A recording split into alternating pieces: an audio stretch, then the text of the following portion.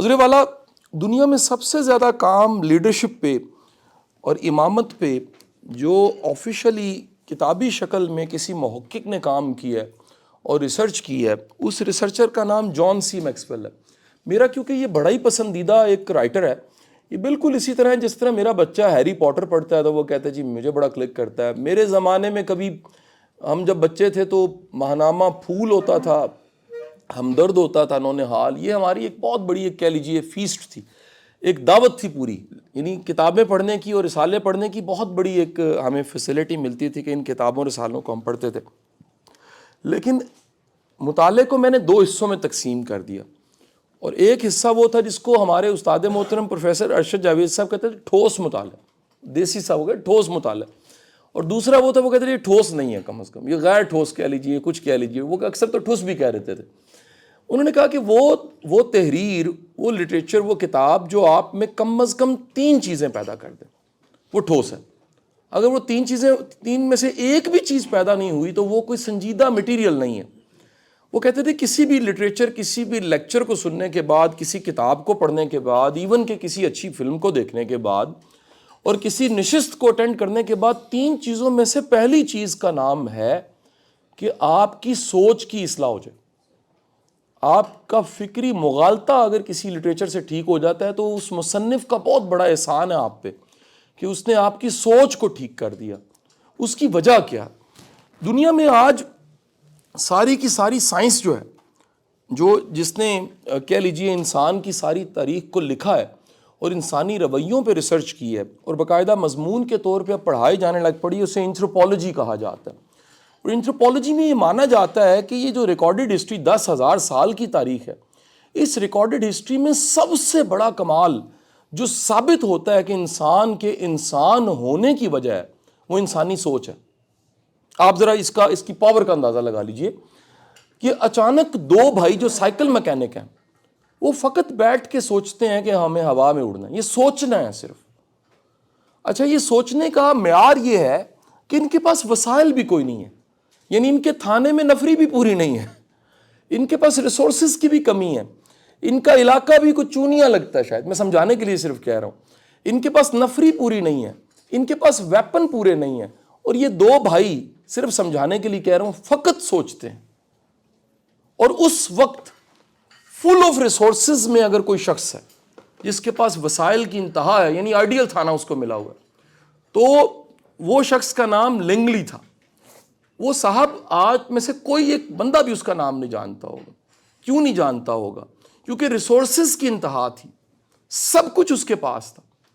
یعنی کہ اگر وہ جہاز اڑا لیتا، پہلا جہاز جو 1906 یا 2 میں کہیں اڑ رہا تھا، تو دنیا کا میڈیا ریڈی بیٹھا تھا یہ صرف کیپچر کرنے کے لیے کہ لینگلی نے جو کام کیا وہ ہم نے دنیا کو دکھا دینا. اس وقت کے ہزاروں ڈالر، لاکھوں ڈالر اس پہ انویسٹ تھے، گورنمنٹ اس کے ساتھ کھڑی تھی، اسٹیٹ کا پروجیکٹ تھا. اور اچانک پتہ لگتا ہے کہ 2 سائیکل میکینک نے 3 دن پہلے ہوا میں جہاز اڑا دیا. 3 دن تک یہ پیٹنٹ نہیں ہوا. یہ واقعہ، یعنی جس طرح کو وقوع ہوتا ہے اور 3 دن رجسٹرڈ نہ ہو، یہ واقعہ دنیا کی تاریخ میں جب لکھا جاتا ہے تو لکھا جاتا ہے کہ 3 دن بعد پتہ لگا کہ 2 سائیکل میکینک ایسے ہیں جنہوں نے مل کے کیا کیا ہے، جہاز. اچھا، ایک لمحے کے لیے اگر آپ تخیل کی طاقت سے ماضی میں چلے جائیے تو آپ یہ ضرور سوچئے گا کہ جہاز سے پہلے کی دنیا کیسی تھی اور جہاز کے بعد کی دنیا کیسی ہے. آج تو دیکھیے آپ میں سے ہر دوسرا چوتھا بندہ جہاز میں بیٹھا ہی ہے، جس کا بھی کوئی انٹرنیشنل ایکسپوئر، کوئی ایون ٹریننگ ترکی بھیجتے رہے ہم اپنے ڈی ایس پیز کو اور پولیس آفیسرز کو، تو اب تو جہاز ایک عام سی بات ہوگی. لیکن آپ 100 سال پیچھے جائیے، جب مسافت طے کرنے کے لیے گورے نے کہیں 1880s میں جب یہاں پہ قوانین بنائے تھے تو اس نے دیکھا تھا کہ اگر ہم نے وقوعے کو دیکھنا ہے اور سمجھنا ہے تو کتنا بڑا علاقہ ہے جس کو گھوڑے پہ، خچر پہ یا ٹانگے پہ کور کیا جا سکتا ہے. تب جیب نہیں آئی تھی، تب کسی قسم کی وہیکل نہیں تھی، اور وہ قوانین تب بن رہے ہیں 1980 کی دہائی میں، جس کے بارے میں آج بھی ہائی کورٹ کے ججز کہتے ہیں کہ یہ امینڈ ہونے چاہیے. اب جو ہے وہ زمانہ بدل چکا ہے. اور وہ کیوں نہیں امینڈ ہوتے ایک علیحدہ تھیسس ہے، کیونکہ پولیٹیکل فیورز بڑی مل جاتی ہیں ان قوانین کی وجہ سے اور اس کا نقصان ہوتا ہے. واپس آتا ہوں، ان 2 بھائیوں کے پاس آج جب ریسرچ کی گئی ہے تو پتہ لگا کون سی طاقت تھی. ان کے پاس ریسورسز نہیں تھے, ان کے پاس میڈیا نہیں تھا, ان کے پاس اسٹیٹ کی پاور نہیں تھی, ان کے پاس نفری نہیں تھی, ان کے پاس وہیکلز نہیں تھیں, ان کے پاس صرف ایک چیز تھی جس پہ پوری کتاب طارق صاحب لکھی گئی ہے. یہ کتاب بھی میرے پہ ڈیو ہوگی, میں نے لا کے دینی ہے آپ کو. One of the fantastic book, the book name is start with why. اتنی موٹی کتاب سائمن سینک کی. اور سر میں آپ کی اطلاع کے لیے عرض کروں, سائمن سینک کیونکہ زندہ ہے, اور ایک میرا اس ملک کا کوئی 5 تارہ ہوٹل میرا کلائنٹ رہا ہے, ان کی میں ٹریننگز کرتا رہا ہوں. تو ان کی کانفرنس تھی پشاور میں. وہ کسی نے میں کہا شاہ جی کوئی ادارہ چھڈیا بھی ہے؟ میں کہا جی ہوں ذرا ہے مذاق حاملہ ہونے کے علاوہ سارے تجربے مینوں ہو چکے نے, ہوں بچہ کچھ نہیں. یعنی اللہ نے وہ ایکسپوئر بھی چھوٹی عمر میں بہت زیادہ دے دیا نا. میں بعض اوقات بڑا مجھے فنی لگ رہا ہوتا ہے کہ سامنے بیٹھا بندہ جھوٹ بھی بڑے اعتماد سے بول رہا ہوتا ہے, اس کو کک بھی نہیں میاں سا پتا ہوتا, یعنی اس کو گلی کی سیاست سے اوپر کا کچھ نہیں پتا ہوتا. بعض اوقات تو کسی بڑے سیاسی بندے کا حوالہ اور نام لے کے وہ کہہ رہا ہوتا ہے کہ میں نے یہ کیا ہے, اور میں حیران ہوتا ہوں کہ کل چائے پیتے اس نے بالکل 180 بات مجھے کہی ہوتی ہے. تو یہ میں ایکسپوئر میرا یہ تھا کہ میں پشاور میں اس کانفرنس میں سائمن سینک کو پڑھا رہا تھا. تو اس وقت اس 5 تارہ ہوٹل کی جو سیلز کی پاکستان کی ہیڈ تھی وہ امریکن تھی. تو بعد سیشن میرے پاس وہ آ گئی, اس نے کہا you quote the name of Simon Sinek and it's interesting, he is my teacher. تو میں نے کہا وہ میری طرح جس طرح میں لیکچر دیتا ہوں ہزاروں کو, تو اس کسی لیکچر میں بیٹھ کے یہ بھی اسٹوڈنٹ بن گئی ہوگی. تو اس نے کہا نو, امریکہ میں جو ٹیکنیکل انڈسٹریل پروفیسرز ہیں ان کی علیحدہ سیلریز ہیں. یہ وہ لوگ ہیں جو قابل ترین دماغ ہیں, ان کو یونیورسٹیوں میں بھیجا جاتا ہے اور کہا جاتا ہے بات کرو جا کے ان سے, کتاب کے علاوہ بات کرو. تو سائمن سینک نے آج وہ پوری کتاب جس کا نام اسٹارٹ ود وائی ہے, اسٹارٹ ود وائی, وہ لکھتا ہے ان 2 بھائیوں کے پاس پہلی چیز جو تھی وہ کیا تھی؟ سوچ تھی. سوچ کا سائز اتنا بڑا تھا کہ 2 مکینکوں نے سوچ لیا کہ ہم نے کہاں جانا ہے, ہم نے ہوا میں اڑ کے دکھانا ہے. سر فلائٹ کا دورانیہ سن لیجئے گا, نہ بیلٹ باندھنے کا ٹائم تھا, نہ اس میں یہ اناؤنس کیا گیا تھا کہ ماسک اگر نیچے گرے تو پہلے خود لگانا ہے پھر بچوں کو لگانا ہے, نہ اس میں کہا گیا تھا کہ اس میں ایئر ہوسٹس یہ موجود ہے جو آپ کی خدمت کے لیے حاضر, نہ یہ کہا گیا تھا کہ جب اتریں گے جہاز اور چڑھے گا جہاز تو کھڑکیاں کھلی رکھنی, نہ اس میں یہ بتایا گیا تھا کہ ابھی واش روم آپ نہیں جا سکتے. صرف ایک سائیکل نما جہاز تھا جس کی فلائٹ کا ٹائم صرف 8 سیکنڈ تھا.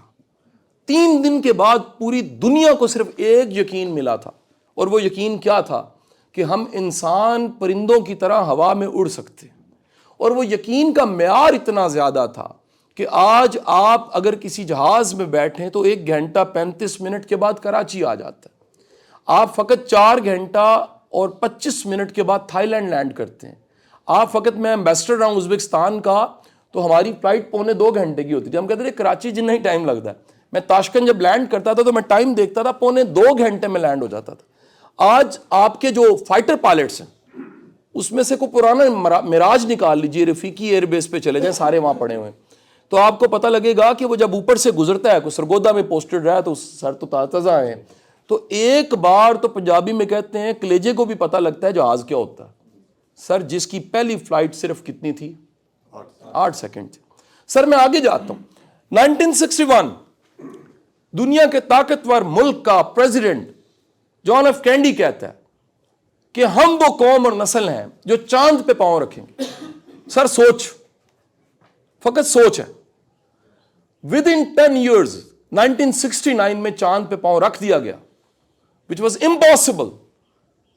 ابھی زمین مکمل ڈسکور نہیں ہوئی اور انسان کی سوچ کہاں پہنچی. اور میرے بزرگ بتاتے ہیں کہ جب یہ ہوا تھا واقعہ تو ہمارے گاؤں میں اور علاقوں میں ڈسکشن یہ تھی کہ اے چاندنو تھلے ڈگاؤ نے, یعنی آپ ہمارے عقل کا اور ایکسپوئر کا معیار ذرا دیکھ لیجئے. تب بھی یہ تھا اور اب بھی حالات اس سے ملتے جلتے ہیں. ڈگریاں بڑھ گئی ہیں, کوالٹی ایجوکیشن نیچے چلی گئی ہے, ہم خود سے زحمت نہیں کرتے. وہ ایک بڑا شاندار رائٹر ہے, اس کی کوٹیشن کسی نے کاپی کر کے وائرل کر دی, اس کا نام ہے روی کانت, اس کو کہیں اسٹیفن ہاکنگ کے بعد بڑا دماغ کہا جاتا ہے. اس کی کوٹیشن یہ تھی کہ 60 سال کی عمر میں, ڈی سی صاحب یہ جملہ بڑا امپورٹنٹ ہے, اللہ تعالیٰ ہمیں 60 کی عمر دے تو یہ جملہ اللہ نہ کرے ہمیں یہ پچھتاوا ہو. کہتا ہے 60 سال کی عمر میں انسان کو, ایک شعوری باشعور عقل فہم رکھنے والے سوچنے سمجھنے والے انسان کو یہ پچھتاوا نہیں ہونا چاہیے کہ گھر کا سائز بڑا نہیں ہوا, گاڑیاں زیادہ نہیں ہوئی, تنخواہیں نہیں بڑھیں، بلکہ اس کو شرم سے ڈوب مرنا چاہیے کہ اس نے وہ کتابیں نہیں پڑھیں جو پڑھنی چاہیے تھیں، اس نے وہ جگہ نہیں دیکھی جو دیکھنی چاہیے تھیں، وہ ان سے نہیں ملا جو وقت کے بدنام ترین لوگ تھے، اور ان کی داستان سنتا، ان کے دکھ سنتا کبھی کہ ان کے ساتھ کیا بیتی۔ حضور والا، آپ کے پاس کچھ نیا نہیں ہے، آپ کچھ نیا بیان نہیں کر سکتے۔ وہ نیا کیا ہوتا ہے؟ یاد رکھیے، وہ نیا سوچ ہوتی ہے، اور یہ اتنی طاقتور چیز ہوتی ہے کہ علامہ محمد اقبال جو میرے مرشد ہیں، وہ میرا پچھلا لیکچر میں نے ڈی سی آفس میں دیا ہے تو میں نے اقبال پہ دیا تھا، تو وہ مانتے یہ ہیں کہ جو نیا جہان ہے وہ میٹرو بننے سے، پل بننے سے، سڑکیں بننے سے نہیں بنتا، بلکہ نئی سوچ سے بنتا ہے۔ یہ وہ پہلا قدم ہے، سوچ، جس پہ پوری کی پوری آپ کی دین یاد کھڑی ہے، اور وہ دین یاد کی پہلی حدیث کھڑی ہے، جس حدیث کو آپ بچپن سے پڑھتے آتے ہیں، اور وہ حدیث کے انما الاعمال بالنیات، وہ پہلی چیز سوچ ہے۔ اگر وہ ٹھیک نہیں ہے تو آپ کی عمارت کا قد کیٹو جتنا بھی بڑھا ہے وہ صفر ہو جاتی ہے۔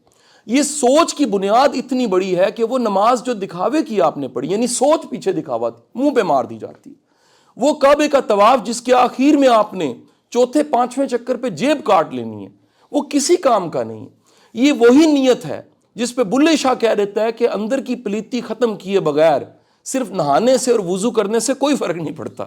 حضور والا، میں یہ سمجھ پایا کہ دنیا کی کوئی بھی کتاب، اگر کوئی بھی لیکچر آپ کی پہلی چیز کو نہیں بدلتا، وہ ہے سوچ۔ نمبر 2، یاد رکھیے، دوسری جو اہم چیز کسی بھی لیکچر، کسی بھی کتاب، کسی بھی مووی اور کسی بھی اسکالر سے مل سکتی ہے، وہ اس دوسری چیز کا نام یاد رکھیے، بلیو ہے، اعتماد ہے۔ اس کائنات کا سب سے بڑا عقل والا، سب سے بڑا سمجھ والا اور سب سے زیادہ فہم والا اگر کوئی ذات گرامی ہے، اگر کوئی ہستی ہے جس کے قدموں کی خاک بھی ہم نہیں بن جائیں تو بڑی بات۔ حضور والا، اس ذات گرامی کا سب سے بڑی عنایت اور احسان جانتے ہیں کیا؟ اس ذات گرامی نے اس خدا کو منوا لیا جس کو دکھایا نہیں۔ کیا اعتماد اور یقین دلایا ہوگا؟ کس پہ؟ پہلے خود پہ، صادق امین کے راہ۔ دشمن بھی کہتا تھا کہ سچا ہے، صادق اور امین۔ اور وہ ذات گرامی، میرے استاد محترم واصف علی واصف صاحب فرماتے ہیں کہ خدا کو ہم نے دلیل سے مانا ہی نہیں، ہم نے وکیل سے مانا ہے۔ دلیل سے تو آپ کو اینٹی دلیل مل جائے گی، پیدا کرنے والا ہے، مارنے والا بھی ہے، رزق دینے والا ہے، تو بھوک کہاں سے آتی ہے؟ پھر دلیل پیچھے رہ جاتی ہے، اسی لیے عقل پیچھے رہ جاتی ہے۔ جو عرفہ اور اعلیٰ مقام ہے وہ عشق کا مقام ہے، وہ یقین کا مقام ہے۔ اور یقین کے مقام کی حالت یہ ہے کہ جب وہ ذات گرامی اگر اپنی مجلس میں بیٹھے اپنے صحابہ سے پوچھتے تھے کہ آپ کو پتہ ہے بہتر فرد کون ہے، بہتر شخص کون ہے، آپ جانتے ہیں جواب بعد میں آتے تھے۔ پہلے یہ جملے آتے تھے، ہمارے والدین نثار آپ سے بہتر کون بتا سکتا ہے۔ حضور والا، کیا شاگردوں کا ادب ہوگا اور کیا استاد ہوگا کہ شاگرد کہہ رہے ہیں ہمارے والدین نثار حضور کی ذات گرامی کے سامنے، وہ کہہ رہے ہیں والدین نثار آپ سے بہتر کون بتا سکتا ہے۔ اور پھر جواب، یہ مختلف اوقات میں مختلف جواب آئے ہیں مختلف حوالوں کے ساتھ کہ حضور نے فرمایا بہتر وہ جس میں تکبر نہیں ہے۔ آج تکبر پہ جا کے آپ کتاب پڑھ لیجئے رائن ہالیڈیز کی ایگو از اینمی، اس سے رائن ہالیڈیز کیونکہ سب سے بڑا ریسرچر ہے ایگو پہ، اس سے کسی نے پوچھا کہ ایگو کا کم از کم اظہار کیا ہے؟ اس سے پتہ لگ جاتا ہے ایگو ہے۔ یہ ایس ایچ اوز اور ڈی ایس پی ضرور دھیان سے سنیں اس بات۔ اس نے کہا ایگو کا اظہار زبان نہیں ہے، ایگو کا اظہار باڈی لینگویج ہے۔ آپ کا صرف صوفے پہ جو آپ نے ایسے کر کے رکھی ہوتی کونی، اس سے ہی پتہ لگ جاتا ہے متکبر ہیں آپ اگر کسی ایک ٹیشو کے پیپر کو بھی صحیح ہینڈل نہیں کر لے تو اسے پتہ لگ جاتا ہے آپ میں تکبر ہے۔ آپ کی کوری بتا دیتی ہے کہ غلط فہمی کا شکار ہے کہ آپ نے ازل سے ابد تک ایس ایچ او رہنا ہے۔ قبروں میں ڈھیر میرے جیسے آپ جیسے کتنوں کے پڑے ہوئے ہیں، کتنے آئے کتنے چلے گئے، کتنوں کے دعوے یہ تھے کہ ہمارے نام شاید ختم نہیں ہو سکیں گے، کتنے آئے کتنے چلے گئے۔ موت بھولے کو تکبر ہوتا ہے، موت یاد رکھے کو کوئی تکبر نہیں ہوتا۔ دوسری چیز ایمان اور یقین ہے۔ آپ دنیا کے کسی لیکچر، کسی فلسفے کو پڑھنے کے بعد اگر آپ کے ایقان میں، یقین میں کمی ہو جاتی ہے تو وہ کسی کام کا نہیں۔ ہاں، غلط ایقان ختم ہونے چاہیے، کفریہ ایقان ختم ہونے چاہیے۔ آپ کا ایمانداری پہ بلیو ہی ہو جائے، یقین کریں ایماندار ہو جائیں گے۔ میں ایک واقعہ سناتا ہوں۔ سر، کسی زمانے میں 18 سے 19 کی ٹریننگ تھی، اب تو وہ اللہ نے کرم کیا کہ MPDD کی 18 سے 19 کی ٹریننگ میں 1 ڈے دے اسپینڈ آفیسرز میری طرف آ جاتے ہیں. تو MPDD گورنمنٹ نے آرڈر کیے ہوئے ہیں جی 1 day you have to spend Qasim Ali Shah foundation. تو اس زمانے میں ہم نئے نئے ٹرینر ہوئے تھے سول سروسز کے. تو ایک دفعہ میں کلاس میں ایک بات کر رہا, وہ بات یہ میں نے کی, ختم کرتے کرتے ایک بات کی میں نے کہا کہ اگر, یہ جملہ بڑے دھیان سے سنیں, اگر آپ کے سامنے حرام آ گیا, نظر آ رہا ہے, ڈن ہے جی, اور اس کا کوئی ریکارڈ نہیں ہے, یعنی کسی کو پتہ بھی نہیں لگنا اور یہ آ جانا ہے, تو میں نے آفیسرز کو کہا 18 سے 19 کی ٹریننگ تھی, میں نے کہا آپ اس وقت اوپر دیکھیں اور اس کے ساتھ ڈائریکٹ بات کر کے کہیں کہ موقع ہے میں چھوڑوں, مجھے اتنا اس سے زیادہ حلال دے دے. حضور والا مہینہ ختم نہیں ہوا, وہ ابھی بھی آفیسر اس وقت کہیں پوسٹڈ ہے, میں نام نہیں ان کا لیتا, وہ مجھے آ کے ملے, عمر میں میرے سے بڑے ہیں, گجرات سے, گرائی بھی ہیں میرے, مجھے آ کے ملے اور انہوں نے ہاتھ چوما. انہوں نے کہا شاہ صاحب میں اللہ کی قسم کھا کے کہتا ہوں آپ کا وہ کلیہ میں نے 10 بار آزمایا ہے, اللہ نے اس حرام سے کئی گنا زیادہ مجھے حلال دیا. تو یقین مل جائے, اگر ایمان اور یقین مل جائے, سر یقین کیجئے حلال کے ٹکر سے اور کچھ ملے نہ ملے گھر کا اطمینان مل جاتا ہے, اولاد کے رستے میں نکلنے لگ پڑتے ہیں. DSP صاحب میرے پاس آئے, ان کے بیٹے کا اسکالرشپ لگ گیا جرمن کا. میں نے انہیں کہا کہ سر یہ تو بڑا مشکل اسکالرشپ ہے, کوئی آپ نے کیا کیا؟ کچھ نہیں کیا. اگلی بات انہوں نے کان میں بتائی, ان کا سر IG کے بیٹے کا نہیں لگا. میں نے کہا میں سمجھا نہیں. وہ کہتا سر میں آپ کو بتانا چاہ رہا ہوں میں نے صرف حلال کی کھلائی ہے, رستے بن گئے ہیں, میں نے کچھ نہیں کیا. اس حلال کے ٹکر کی طاقت یہ ہے کہ میں نے دنیا کی کوئی سفارش نہیں کی, میرا پتر جو ہے وہ جرمنی پڑھنے چلا گیا. حضور والا یاد رکھیے یہ برکت کے کمال ہوتے ہیں کہ تھوڑی تنخواہ میں بھی بڑا ہو جاتا ہے. آپ سب سے درخواست ہے میری, اپنی زندگیوں میں میانہ روی لے کر آئیے, یہ تھوڑا بھی بڑا. حضور نے فرمایا یہ یقین کیجئے, دیکھیے دنیا میں نیوٹن کی بات پہ یقین ہے, کائنات کے سب سے بہترین انسان کی بات پہ کیوں یقین نہ ہو. آپ نے فرمایا وہ شخص جو درمیانہ رستہ یعنی میانہ روی اختیار کرتا ہے رسوا نہیں ہو سکتا. رسوائی آتی اس کے گلے پڑتی ہے جو میانہ زندگی درمیان والی ایک مناسب زندگی نہیں گزارتا, جو سارے علاقے کو دکھانا چاہتا ہے کہ ہماری شادی آئی ہے, دیکھیں ہال کتنا بڑا بک کرا ہے, وہ کہتا ہے جی ڈشیں دیکھیں آج کتنی تھی, وہ دیکھیں جی وری کتنی تھی. اللہ کے بندو سب کچھ تھا, پھر بعد میں 6 ماہ کے اندر طلاق کیسے ہو گئی؟ جا کے دیکھیے 500 طلاقیں پر ہفتہ آپ کی ہائی کورٹ میں ریکارڈ آ رہا ہے اس وقت. کیوں ہو رہی ہیں؟ کیا وہ فنکشنوں میں جا کے دیکھیں کمی ہے ریسورسز کی؟ سر جن شادیوں جن فنکشنوں کی بنیاد میں فضول خرچی ہے وہاں برکتیں کیسے آئیں گی؟ حضور والا جن رسومات کی دعاؤں کے ٹائم پہ چھوارے کھائے جا رہے ہوتے ہیں, پتاسے کھول لیے جاتے ہیں, ڈرائی فروٹ کھول کے تو مذاق کیے جا رہے ہوتے ہیں, اس لمحے میں مجھے بتائیے رب اپنی رحمت کیسے نازل کرے گا؟ اور تیسری چیز یاد رکھیے گا, کسی بھی لیکچر کا, کسی بھی کتاب کا اور کسی بھی دانشور کی مجلس سے تیسری چیز سیکھنے والی اگر وہ مل جائے تو بہت بڑی غنیمت ہے, وہ ہے عمل. یہ معاشرہ بڑی تیزی کے ساتھ انتہائی بکش ہوتا جا رہا ہے. میں دعوے سے کہتا ہوں 28 ملک میں نے دیکھ لی ہیں, جتنی تبلیغ اور اسلامی تبلیغ اور اچھی باتیں پاکستان میں کی جاتی ہیں کسی ملک میں نہیں کی جاتی, اور پھر بھی ہم بندے کے پتر بننے کو تیار کوئی نہیں. کاش کے لیکچروں سے چیزیں ٹھیک ہو جائیں, نہیں ہو سکتی. میں تو جب بھی کبھی چونگ سہالہ سے آ کے تصویر لگاتا ہوں تو نیچے کسی کا کمنٹ آیا ہوتا ہے کہ پولیس ٹھیک نہیں ہونی. میں کہتا ہوں تم بھی تو ٹھیک نہیں ہو رہے. یہ پولیس کو UK سے تو نہیں آئی, یہ اسی معاشرے کی پولیس ہے, میں بھی اسی معاشرے سے ہوں. آپ ہی تو جھوٹے پرچے کراتے ہو, آپ خود خراب ہو, معاشرہ خراب ہے, اس معاشرے کا نظام خراب ہے, اور ہم یہ کہہ دیں گے صرف پولیس باہر سے منگوا لیں وہ ٹھیک ہو جائے گی. اسی معاشرے میں سے پولیس آنی. آخری بات یہ کہہ کے میں لیکچر ختم کروں گا, سورے والا آپ کی سب سے بڑی کمائی خدمت کا موقع ہے جو اللہ آپ کو دیتا. ابھی واپس جائیے اور یہ آزما کے دیکھیے. چند دن پہلے میں جب کسی اور ضلع میں تھا تو وہاں سے پھر مجھے ایک SHO کی کال بھی آئی. میں نے کہا کہ آج کے دن میں جب واپس سیٹ پہ جا کے بیٹھے اور باہر ایک لائن لگی ہوئی ہے, خبر نہیں ہے کہ کون دعا دینے آ رہا ہے, آج اس کو ڈھونڈ کے دیکھیں. آپ یقین کیجئے اسی رات SHO کی سونے سے پہلے کال آ گئی. وہ پرانا جاننے والا تھا, کسی اپنی ٹریننگ میں مجھے کسی ادارے میں مجھے ملا ہوا تھا. اس نے کہا شاہ صاحب خدا کی قسم ایک ایسا سائل بھی تھا جس کا کوئی والی وارث نہیں تھا, کوئی نہیں تھا. کل میں آئی جی جیل خانہ جات کے پاس بیٹھا تھا, اس نے کہا ہمارے پاس ڈھیروں ایسے قیدی ہیں. انہوں نے فرمایا ڈھیروں ایسے قیدی ہیں جن کا وارث ہی کوئی نہیں ہے, جن کا وکیل کوئی نہیں ہے, جن کا پیچھے کوئی نہیں ہے, جن کا جاننے والا کوئی نہیں ہے. حضور والا جس کا جاننے والا کوئی نہیں ہے اس کا بازو بن کے دیکھیں, اس کی دادرسی کر کے دیکھیں, اس کا دکھ دور کر کے دیکھیں. آپ آزما کے دیکھیے گا, آپ کے پتہ نہیں کہاں کہاں سے کام ہونے لگ پڑیں گے, غیب سے مواقع پتہ نہیں کتنے آ جائیں گے. آپ کو کہیں ایسی مبارک باتیں ملیں گی, آپ کہیں گے میں نے کیا ہی کچھ نہیں, مجھے مل گئی ہے. ہم بچپن میں طارق بھائی چھوٹے چھوٹے ہوتے تھے تو ہمارے گھروں میں جو پڑولا تھا, مجھے نہیں پتا پڑولے سے یہ لوگ واقف ہیں کہ نہیں, تو پڑولا تھا وہ چھت کے اوپر ممٹی میں پڑا ہوتا تھا, اور جب گندم آتی تھی تو سارے گھر کے چچا بزرگ والد صاحب وہ بوریاں اٹھا اٹھا کے لے کر جاتے تھے پڑولے میں ڈالنے کے لیے. ہم تھے چھوٹے تو ہمارا بھی دل کرتا تھا کوئی حصہ ڈالے. تو مجھے یاد ہے کہ میں کہیں اسی بوری کو جس کو والد نے اور چچا نے اٹھایا پیچھے سے پش کر رہا تھا, اور پش کر کے میں لے کر جا رہا تھا. اور جب وہ سارا کام ختم ہو گیا تو میرے والد نے کندھے پہ ہاتھ رکھ کے کہا ویری گڈ, تو بہت چنگا کام کیتا ہے. خدا کی قسم میں آج مڑ کے دیکھوں تو میں نے کچھ نہیں کیا تھا, کیا ابا جی نہیں تھا, مجھے مفت میں کریڈٹ مل گیا تھا.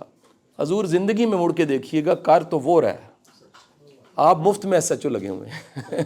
آپ کا کمال کیا ہے, کہیں ایسا تو نہیں تھا نا کہ پیدا ہوئے تھے 3 پھول لگے تھے, دائی نے آ کے کہا تھا ایس ایچ او ہوا ہے, ایسا تو نہیں ہوا تھا. یا ایسا تو نہیں ہوا تھا انہوں نے کہا جی وردی دے نال ہی آ گیا. ننگے آئے تھے, جسم پہ ککھ نہیں تھا, نہ کوئی پھول تھا, گرد لگی ہوئی تھی, غبار لگا ہوا تھا, اس کو دھونا پڑا تھا, اس وجود کو دھونا پڑا تھا.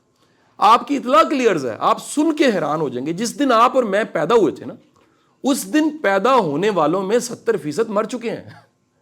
آپ کو پتہ ہی کوئی نہیں ہے, آپ بچ گئے. یہ جس وجود کو لیے پھر رہے, صرف آپ کے ناک اور منہ پہ میں ہاتھ رکھوں تو 4 منٹ کے بعد آپ کے برین کی جو حالت ہے اس سے آپ کی باڈی کیرٹ بن جائے گی, ویجیٹیبل. برین ڈیتھ ہو جاتی ہے.